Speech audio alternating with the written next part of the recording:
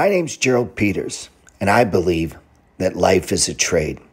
And I'm on a mission to share with as many people who are open to the idea that they can be more, do more, and become more, and actually achieve financial freedom. Every couple of months, I host a live event at my house in the historic district of the French Quarter. I hope to see you at one of my live events.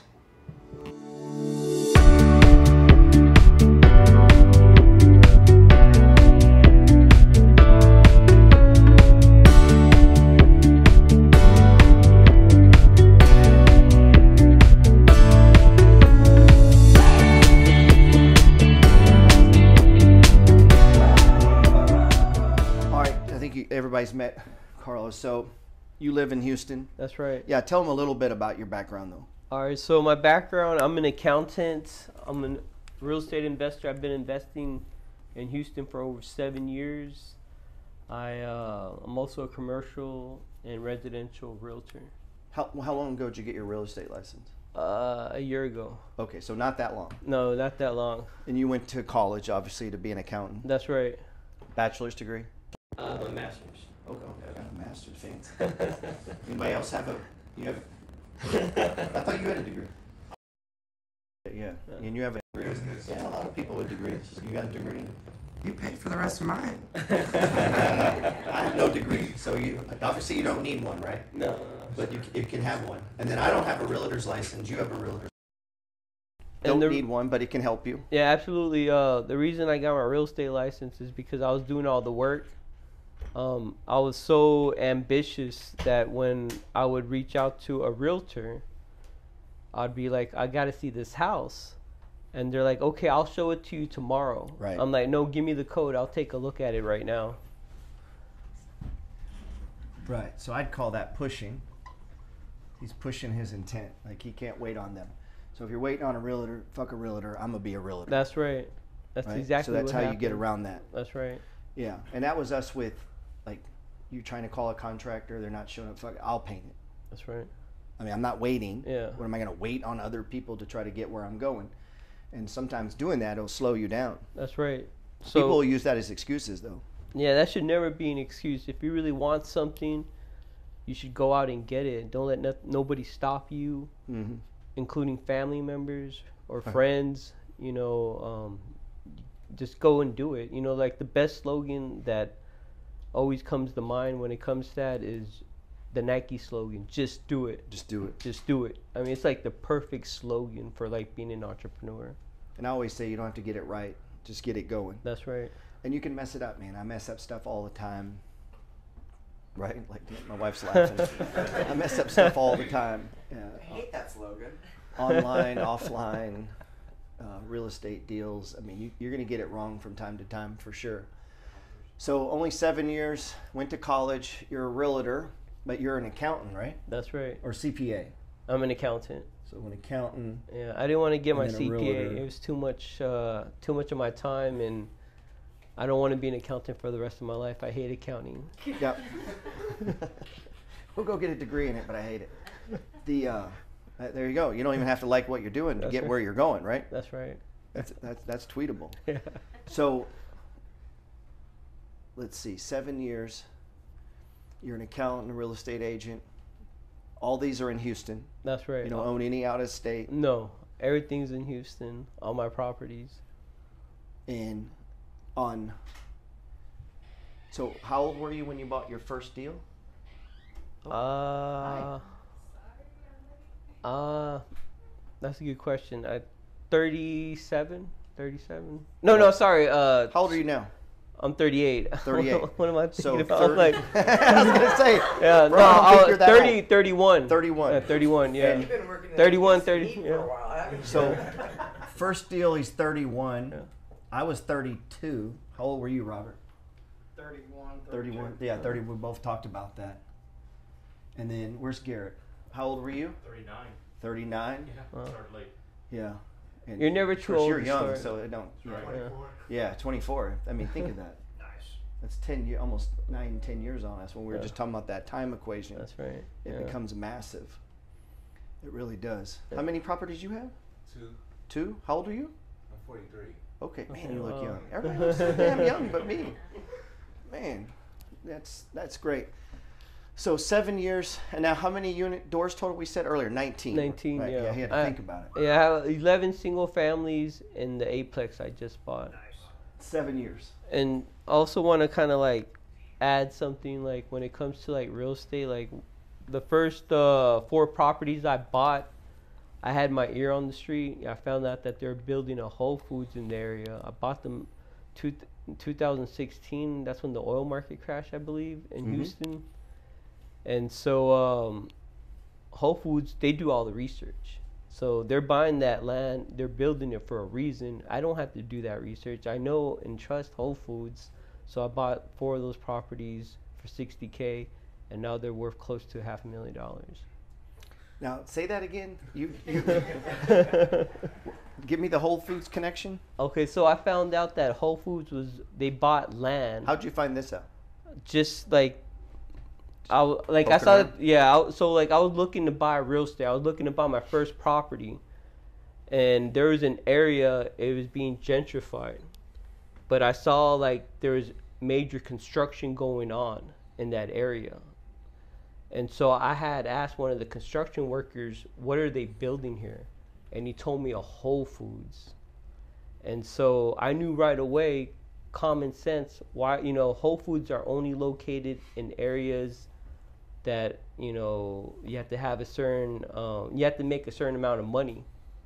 So I knew right away I want to buy properties in this area. And it was during the oil market crash. That's when everybody was scared, because they're thinking that they're going to lose their money or lose their job. Right. And but I'm not going to lie, I was one of those people.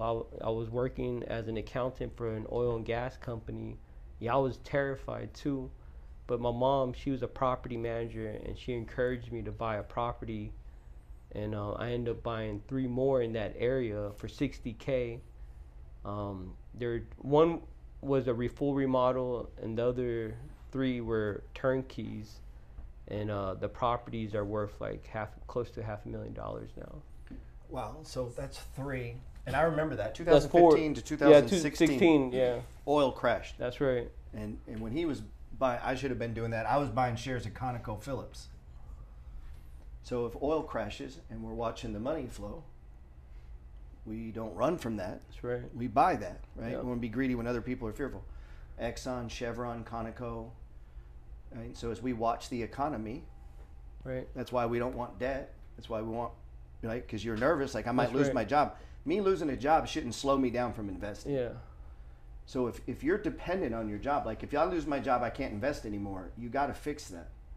So you can't let having a job slow you down. It should help you, not slow you down. Yeah. So that's the importance of what I was laying that beginning there with the protection and the being debt free, is so that you can take advantage of these opportunities. That's right. Because now imagine you had a bunch of debt, you had no savings, you work for a fucking oil company, oil's crashing. Last thing you're thinking about is buying 3 units. Yeah, absolutely. And to piggyback on what you just said, I went to a private institution, got my degree. A lot of my classmates are are accountants, which is the study of money. First thing they did right out of college, they bought a Mercedes, they bought a BMW, they rented lofts downtown.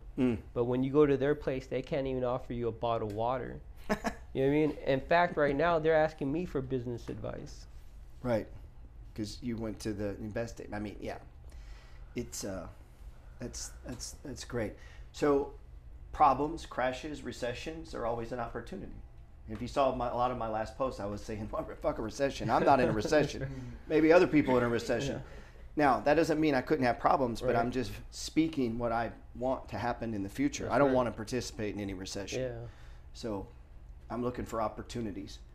And that's what Carlo was doing there. Same thing. In 2008, I started buying properties in 2002. By 2008, we had, 5, 6, 7 properties. So I owe more in mortgages than I make at my job.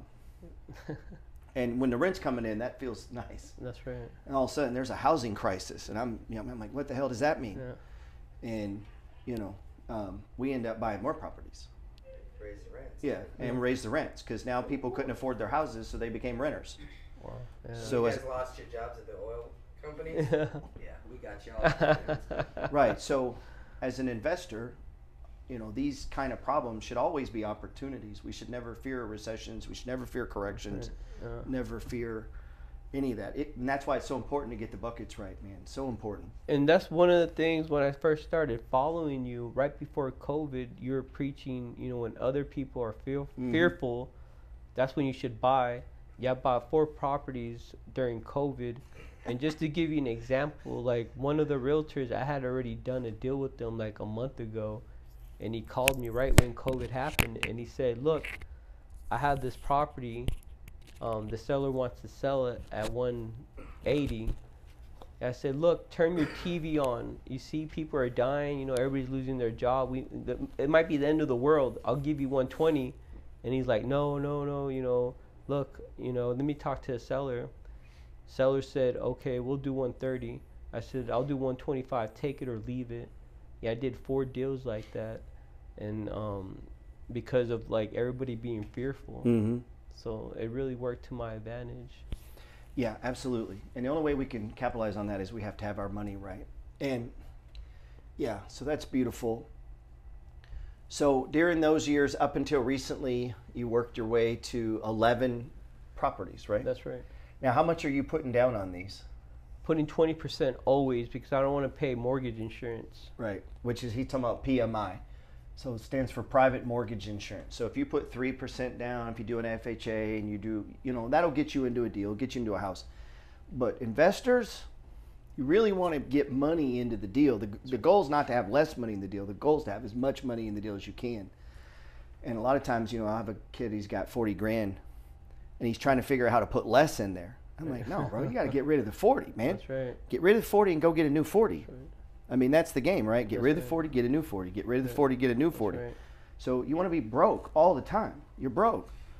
The only way to become rich is to be broke, Yep.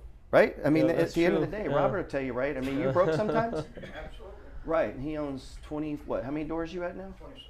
26. Shit, I was saying 24 earlier. Like, he stacks them faster than I can count them. And when you do that, like, Garrett has, what, 3 now, right? Or he just... And he just signed a contract too. Yeah, Yeah. congratulations. And now you're broke. Yeah. It's gonna be tight. Yeah, now you're broke, man. And so our goal is to get money, get broke. Get money, get broke. That's right. It really is, man. Yeah, we're not broke. We're not doing something right. Right. Yeah. And that can wear on you. Like, we've talked about that. You know, there's been times my wife is like, what's the point of all that? We ain't got no money. That's right. Yeah. You know, what's the point of all this? We were having that conversation. Conversation 2 days ago. Yeah, we were having that conversation. And it's like, to get the big money, this is how you do it. Yeah. It's, you know, That's true. unless you come up with some business that just makes an extraordinary amount of money, which if you can do that, God bless you. Yeah. And if you can do that, same game. Instead of buying one house, buy 10. Instead of buying, you know, 1 unit, buy 20 units. I mean, it's just, it's a fractal system. You know, same with stocks. You can buy 1 share, you can buy 100 shares. You can be like Chris Johnson and buy the whole damn company, right? It's total fractal system. But the one everybody wanted to hear about, you were on my YouTube channel, was an 8-unit deal. And I saw it. I saw it, the pictures that you bought it from. Yeah. I went and looked up the listing, and it was horrific. That's right. Yeah. It was bad. Yeah, dude. it was really bad. Yeah. Yeah, it was bad. Like, even as an investor like myself, I'm like, this is fucked up, man. It was bad.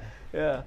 I knew, like, I had already did the comps, and it was right by the golf course. So location. Yeah, the That's what I was location. thinking. Location was great. It was right by the light rail. I knew this was going to be my step into multifamily. It was 360. And I looked at my mom. I said, look, we got to get this. This is what we've been wanting, a multifamily. This is it. We got to do it. And so I went ahead and made the offer. I bought it from a wholesaler. This guy wholesales multifamily and commercial properties. And it was at the height of inflation on top of that. How did you know him? I did a deal with them through one of my VIP clients. I bought my client bought a duplex from him. And when you say client, meaning you're a realtor. I'm also a realtor. And you found them a deal. Yes. And then he knew a guy. So Right. networking. And something that I'm always saying, other people have your money. All the money you want is in the pockets, purses, wallets, checkbooks, Right. credit cards of other people. And that doesn't just mean selling something to this guy. It means I meet him, he knows a guy who introduced me to a guy, and that guy ends up getting me this deal, which ends up getting me my money. That's right. So it's through other people, man. Yeah. So if you try to live life where you're like avoiding people, Right. you will always be broke. Yeah. You've got to be open to I mean, I talk to strangers. Right. You know, Garrett posted he was there. I'm like, hey, where you at, man? Like, I'm always just meeting people, talking to people, because other people have your money, you know? That's right. Right, Josh? Like, I met you. Like, there you go. That's how it works, man. That's how life works, man. That's where money comes from. You said, so you met him through a wholesaler, and people, I'm sure most of you guys know what Well, a wholesaler is. he's the wholesaler. Right. You met, so you From got. my client, yeah. Right. So a wholesaler is who got you the deal. That's right. Yeah. And a wholesaler is just a person that goes out and hustles up properties. Yep. They're bird dogs, we used to call them back in the day. That's a bird dog. And that's a way to make money. Yep. That's always confused me as a weird way to make money, because if I can find deals, why the fuck would I sell it? Yeah, that's right. I mean, my brain doesn't Yeah. go to selling you the deal. If I find it, I'm going to Yeah. keep it. But, you know, everybody does something different to make money. So, and how much was it? 360. So $360,000, and you're going to need 20%. That's right. 20%. So that was, I think that was What's that, 80. 72. 72. You guys are good with math. I didn't go to college. Yeah, I'm an accountant. Can you believe Yeah. that? There's a whole lot of money. Where'd you get the 72? That's from my rental income. So you came up, that you got from collecting rent, That's right. and you just stacked it. That's right. So you didn't spend it. No, not at all. Yeah. Right. So again, broke. So you're collecting rent, but you're not spending it. That's right. Right. And then, so now you got it. You have we'll keep the math simple, $290,000 mortgage. Now, who'd you get the loan from? I got that from a guy that I've always done deals with. He's not a. I work with a mortgage broker. Okay. So not a big bank, not Chase, not Wells Fargo. This guy, the mortgage broker, he packages the deals and he sells it in the market. Right. We just did that. That's how we bought. Mortgage broker. And you fill out all their information. They sell it to, and try to get you the best deal they can. They get paid for doing it, That's right. which is also a way to make money in real estate. Yeah, that's true. Didn't you tell me you did that? Okay, on the lending side. There's money to be made there. But ultimately, that's a job, and you got to be the investor. That's right. No matter what you do, whether you sell real estate, work at whatever it is you do, you got to ultimately get on the side of being the investor. So 290. Let me guess your payment on that. That's $2,000. Is that what you were paying? Yeah, So you had 6% interest. 6%. Okay, 6%. So that's pretty decent rate. I mean, Yeah. investors always pay more. So if you're buying a personal home, it's always cheap. You can play the system like a VA loan. They'll give it to you for what, I don't know, whatever it is now. First time home buyer, you can get it cheap, right? So 6% on that, and you said it was $2,000 a month. Yes. So you owe $2,000 a month. But this place is a disaster. That's right. So, Well, I what's was the paying. plan? It was a hard money loan, so I was like doing the remodeling, and then I just recently refinanced out of that. Okay, so we'll get to Yeah. that. So you owe $2,000 a month. So now you got the keys to a shithole, and you owe $2,000 a month. That's right. So who's paying that? Like, it's coming out of your pocket? That's coming out of my pocket. And then yeah. you have other rentals, so they're offsetting this. That's right. Yeah. And you're working. Yeah. That's right.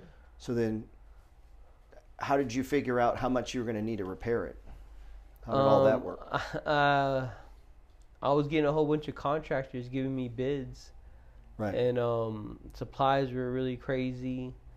We're just going to like mom and pop shops, comparing to Home Depot and Lowe's, and just try to get the best price ever.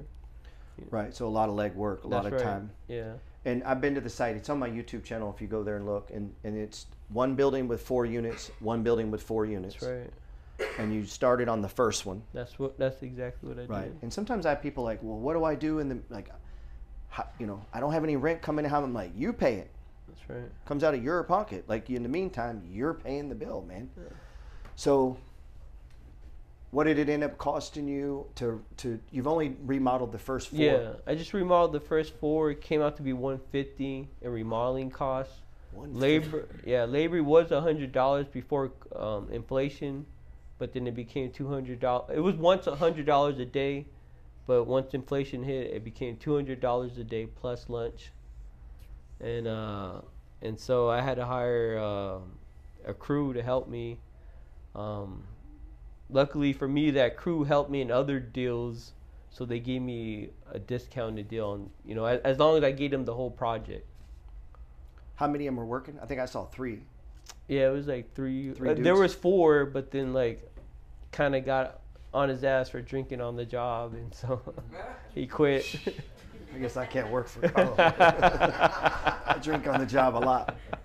But he wasn't the owner, so he can't do that.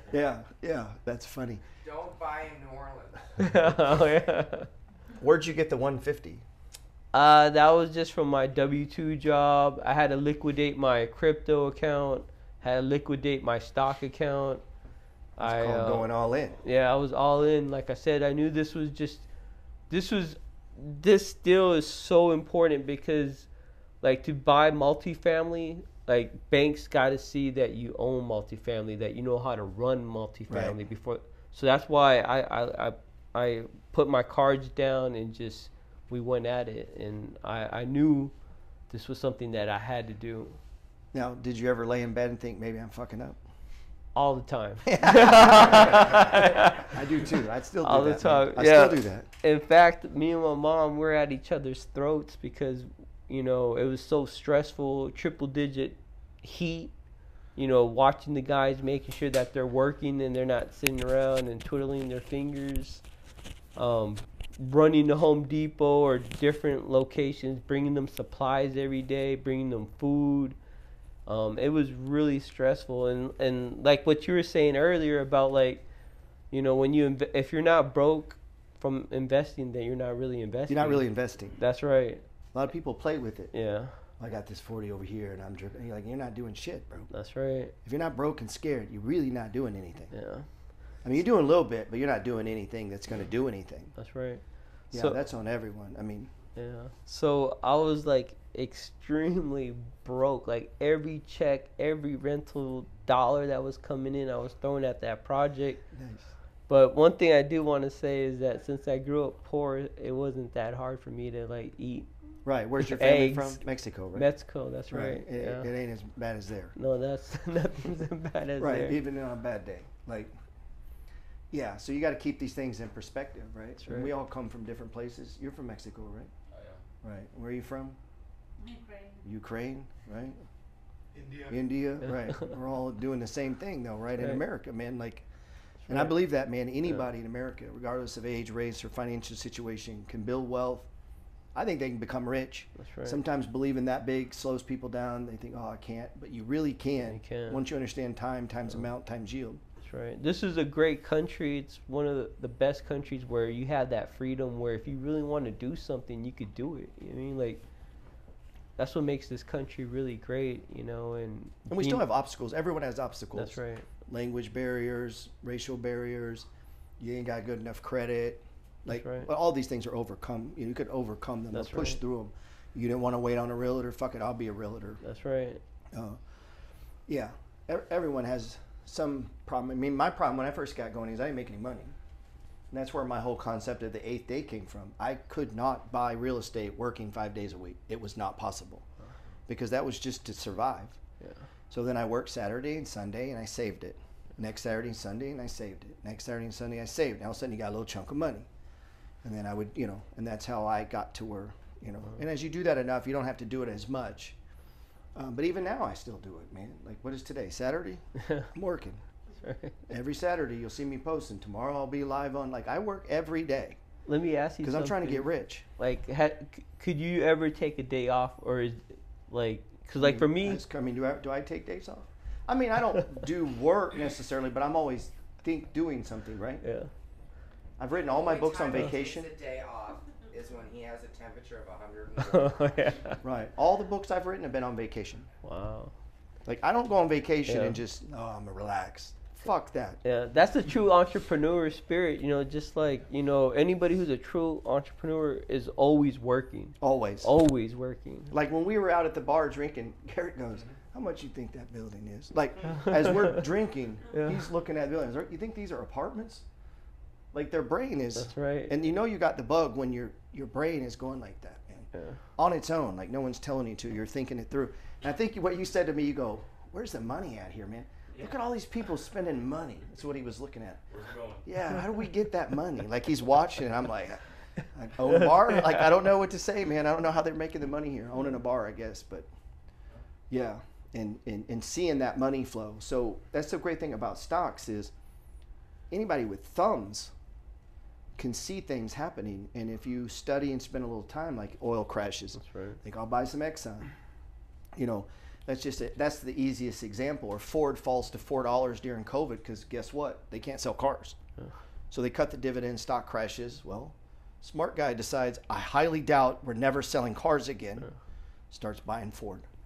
And these opportunities are all around us. Truly believe it. Right now, there's stocks probably in this room that 10 years from now could have made us all a millionaire. We're just not seeing it. The most obvious of that, I remember first time I ordered a package from Amazon. It's like 9 years ago, 10 years ago. Shows up at my house. Then the next day. And you keep doing it. He's like, why didn't I buy those stocks? You know, and it would, you know, like Roku or Netflix. Like all these things are around us, right? YouTube, Google. And they're obvious, but, you know, the more and more you watch it, the more and more you can take advantage of that, whether it's real estate or stocks or business, being an entrepreneur. And really, all these things are interlinked. Me and Robert, he's not a stock investor. And today he was asking me questions, and I'm saying it to him in real estate terms because I know he'll understand that. Right. And to me, it's all the same, whether it's a house or a stock. They have a projected return. They produce cash flow. Is it on sale or not on sale? That's right. It's the same game, right? Yeah. It's like when you buy stock, I was thinking of it from like a real estate perspective. It's like a buy and hold. Mm-hmm. You buy that stock, you hold on to it, and you sell it when, you know, when it goes up. Or, you know, or you, if you don't sell it at all, then you don't lose money. Right. So. And often on a property, I don't know, maybe you agree, disagree, but the sweet spot to refi a house, to get money out, is about 7 years, in my opinion. You buy a house, you've rented it for 7 years, that loans come down, the property's appreciated. You can pull out so much equity on that move if you wanted to. Well, if you own a dividend stock for 7 years and all you've done is add on stage ones, there's so much equity in that play. So, you know, a stock I own, BX, I did a video on YouTube, and I was like, my return is 16% a year on this stock. Wow. That's dividend return. And you're like, how can that be? It only pays 4%. Yeah, but it paid 4% when I bought it at $25. So I put 10 grand in. It's now $105, and it still pays 4%. But I didn't pay $100. I paid $25. So my return is like 16% on the money that I put in. So I'm getting 16% yield on a 4% stock. So once your brain gets that connection, you're like, wow, I just need a bunch of those. Pepsi, I get like 12%. Ford, man, I forget what it was. It's ridiculous on that one. So you start stacking these. Same on houses. You know, you got a house that's 8, 9, 10 years old. You're not getting 6% returns. You're getting like 22% returns. Right, yeah. Right? So back to I didn't want to go past this. Yeah. You mentioned a golf course and the light rail. That's commuter rail, so people can cruise around Houston, right? That's right. And I saw that light rail. The light rail takes you to the medical center, takes you to downtown. So a guy could be a doctor, rent at your place, right. or a nurse, jump on the rail. They're at the hospital. You see that, and you're like, wow. So people could live here, pay lower rent than they would if they worked, you know, around the hospital is ridiculously expensive. Yeah, for sure. Absolutely. And then like recently Houston won like the FIFA bid. So I saw dollar signs. And so I'm going to make an Airbnb, one of the units. An Airbnb, right. That's right. Yeah. Yeah, because because the World Soccer Cup's coming. Yeah. All right, so that's location. That's important. Where's your unit at? You know, yeah. I mean, that's a no-brainer. I think most people realize location is a big deal when it comes to real estate. So you got $72,000 in on a down payment, $150,000 from work, cashing in your stocks. That's right. And kids will ask me that all the time. And I say, kids, people 20, 30, should I sell these stocks to buy this property? Yeah, if it's a move. Right. Because once you have a bunch of property, you can buy a bunch of stocks. Yeah, that's true. Like these things in life will, and there's been times where I took equity from a house and bought stocks. That was the play. The mortgage REITs were really cheap, and I had a property that I really appreciated. I went in and signed some papers. My payment went up $50, and they gave me a check for $40,000. I went around, took the $40,000, put it in AG&C, paying 10%, and I got a $400 a month payment. You know, so that exchange made sense to me. That's the kind of things you can do as you begin acquiring assets and growth, and it's okay to liquidate your stocks. And that doesn't, like, even though you liquidated, you still stay in our group. That's right. Still keeping an eye on the market. You still staying in kind of the flow of the market. Never really in the money flow game. That's just like, that's family to me. Right. Yeah, like, never, like. People are in there posting, oh, I bought a 5-year, I bought a 2-year, like, and it's like, you see that shit every day. That's right. I gotta get going, man. You know, so, all right, back to, so 150 grand in, 72, so yeah, you're in for some money, man. Yeah. What do we got? 220, so you're in for 220,000. And you owe 2,000, and now the first 4 are First 3 are rented. First 3 are rented. Because Yep. the other ones are done though, right? All 4. Yeah, all 4 are completely are remodeled. completed. And what are the units renting for? 1,100. At first, I was asking for 1,200. Yeah. 100 per building. Yes. There's 2 of them. Yeah. So, Yeah, you see. yeah. So his loan is $2,000 a month for all 8. Yeah. But he's got So 8. in other words, 80% vacancy, and we're still making the payments. Still That's making right. the payment. Boom, Yeah. there you have it. That's right. Yeah. Robert And was waiting for the figures of how much you were running. You're running those And what numbers, blows looking my at those mind is numbers, someone what the gave- hell? Yeah. Some wholesalers like, here, have this deal. It's like, why would you give that away? So, yeah, so he owes 2. Plus he's got insurance, taxes, all this stuff. There's other things involved. And just, I want to like say something about the taxes. So one of the things I did is like, I wanted to make sure that the appraiser was there when I was there when the appraiser was there. Because I didn't want him to look at the fourplex in the back. We had put like covers on the windows and everything. And I wanted him to think that it was a garage where you could park your car. Because otherwise, if he would have said it's, because if he would have thought it was another fourplex, then I would have had to change my whole loan I think to. he's watching right now. It's already too late. I already signed the contract. Fuck you. So I was there.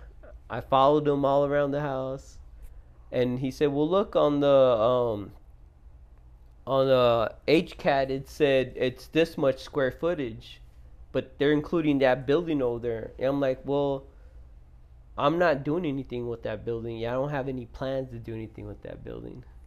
We're just So you going go- to leave it shitty. That's right. And then he said, "All right, well, the square footage is gonna be a little bit smaller because of that." I said, "That's fine with me." So that's less, property taxes. So, You figure you're going to need 150 for the back 4 too?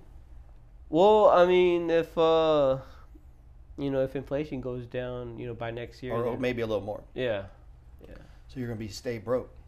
yeah, Because you got to, obviously the rent coming in there will offset some of that. Well, I'm building my reserves right now. Right. To Yeah. get ready to do That's that. right. Yeah, that's right. Yeah. Because it's already cash flowing. Yeah, with that's the- right. Yeah. So what is the one building that's done appraised for? It was over 500. Just for the one building? Yeah. For the one, there's 2 of them. So now we're at $1 million. I mean, where's that in 10 years? Yeah. Oh yeah, for It's sure. 2.7 million. Yeah, and that area is being gentrified big time. Like it's It's a very minimum $50,000 a year just on appreciation. If Yeah. it just stays and no Right. rents, yeah. you're making $50 a year. Yeah, it's mind-boggling. Because, you make money with real estate a couple ways. One, appreciation on Right. average is 5%. Yeah. Well, 5%, of $1 million. I mean, do the math. And then loan pay down. So every month he collects money. This 290 is going down. That's built-in equity. And then his rent collection, obviously cash flow.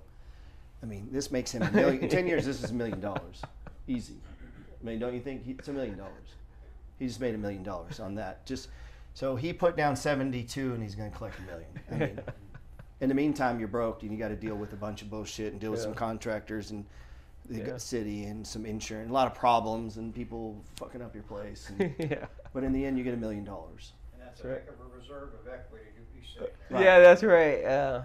Actually, it'd be more than that because they're going to pay this down and it's going to go up. It's probably more like $2 million. Yeah, that's right. Right, and then in the meantime, as soon as this is done and he's got it, maybe it takes you a year or 2 years, then you're finally done with all of it. Now you're back to another deal. Yeah, that's right. And you go from 19 units to 29 units to 39 to 40, and then you're worth $20 million. Oh yeah, that's the goal. I want to have 1,000 houses. 1,000. You better kick it up, bro. Hey, fellas, whooping me now. Thought your goals were big. He said 1,000. Wow, 1,000. You better pick it up, Garrett. I know. 1,000. The 20%, but that was hard money, you said, right? The 20% that came out of my money. No, but okay. Yeah. But how did you finance it? Through hard money. I financed it through hard money. And you've since flipped out of that. Yeah, I already refinanced, and that's why the $2,000 at 6%. I'm sorry, what? Can you walk us through the hard money a little bit? Yeah, so basically, banks, they don't loan on houses that are not livable. So I had to get a hard money. I already knew that because I already used hard money before, so I wasn't scared of it. But being a first-time investor, when I first used it, I was terrified. I heard all the horrible stories that, they could take your building if you don't pay and this and that and the third, but it was the total opposite. Like hard money lenders, they analyze the deal with you. I mean, a lot of them will help you. Yeah, that's right. They'll help you because they want you to succeed. They don't want to take that just building. want their money They back. want their money back. Yeah, they want their money back. Yeah. Yeah, that's true. They don't want if it's not a good deal, they'll tell you like, hey, it's not a good deal. So I had a hard money lender. He looked at the deal too, and he paid off the property for the 20%. They put it in reserves, so I was able to make draws, but I didn't want to do that because I want the principal to be low. But I knew that I was going to have to make a lot of sacrifices. They were willing to do that because of the future equity buildup? That's right. They were willing to let you draw against your down payment. Well, they knew that the ARV was going to be high after the Because after ARV. they analyze Yeah, that's right. They have a guy that goes and analyzes. That's right. Yeah. Wow. Yeah. So they were just like, the 20%, you could go ahead and just put it. We could put it in the title company could hold it and you could pull draws. But I didn't want to do that. I like for my principal to be really low, right. So the mortgage payment's really low. Right. Man, that is a beautiful deal.